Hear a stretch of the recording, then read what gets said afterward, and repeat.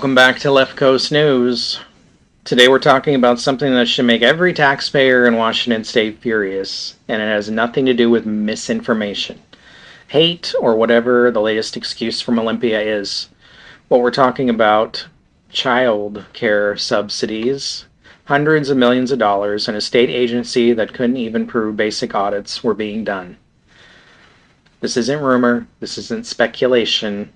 This comes straight out of state audit findings and legislative briefings. And once again, the pattern is familiar. Massive spending, little to no oversight, auditors waving red flags, and politicians telling you to move along, nothing to see here. Let's break this down.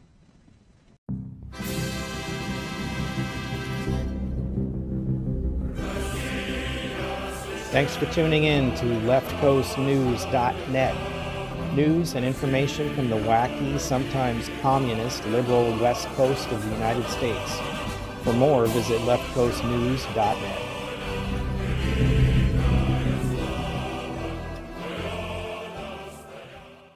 Washington State hands out hundreds of millions of dollars every year in child care subsidies through the Department of Children, Youth, and Families, DCYF.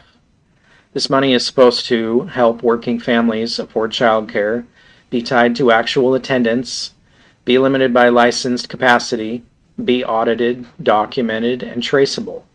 The last part, auditing, is not optional. It's required under federal grant rules, state accountability laws, and basic common sense when you're spending taxpayer money. But according to state auditors, that didn't happen. Here's the bombshell. For multiple years, the Washington State Auditor's Office says DCYF did not have the provider-level data needed to conduct proper audits.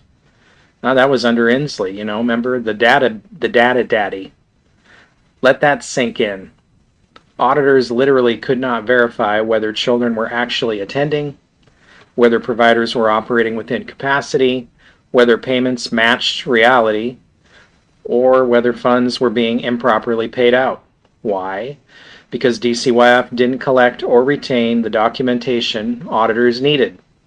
Because in some cases, providers couldn't produce attendance records, capacity limits couldn't be verified, payments couldn't be tied to real-world activity.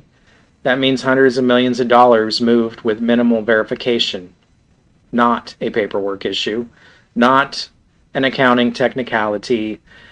This is systematic failure of oversight. And here's the part Olympia doesn't want you to remember. This problem wasn't new. State auditors going back years have flagged DCYF for weak internal controls, poor documentation, inability to demonstrate compliance. Yet instead of fixing the system first, the legislature expanded programs, increased funding, and lowered enforcement standards. Does all that sound familiar? This is the same government that tells you that you need permits, you need inspections, you need documentation, and you need compliance. But when they spend your money, suddenly audits are optional. Now, Olympia's favorite line right now is there's no evidence of fraud. That's technically true and completely misleading. You don't find fraud when you don't verify attendance, you don't validate capacity, you don't collect records, and you don't audit payments. That's like closing your eyes and declaring the room is clean. Auditors didn't say everything is fine. They said we cannot verify compliance because the data doesn't exist. That's not reassurance. That's an indictment. And let's be clear about who pays for this. Not DCYF leadership, not legislators, not political appointees. You do. You pay for it. Every dollar that can't be audited is a dollar that can't be recovered, is a dollar that undermines public trust, is a dollar taken from families who actually need help. And instead of tightening controls, the political response has been defensive press statements, accusations of targeting, and blaming scrutiny itself. That's not accountability, that's institutional arrogance. The story isn't just about childcare. It's about how progressive government operates. Spend first, audit later, maybe. Expand programs before fixing failures, attack critics instead of correcting problems. Washington State has mastered this model. We see it time and time again, and it's getting really old. And every time auditors raise concerns, the response is, we'll improve in the future. Meanwhile, the money keeps flowing. Here's the bottom line.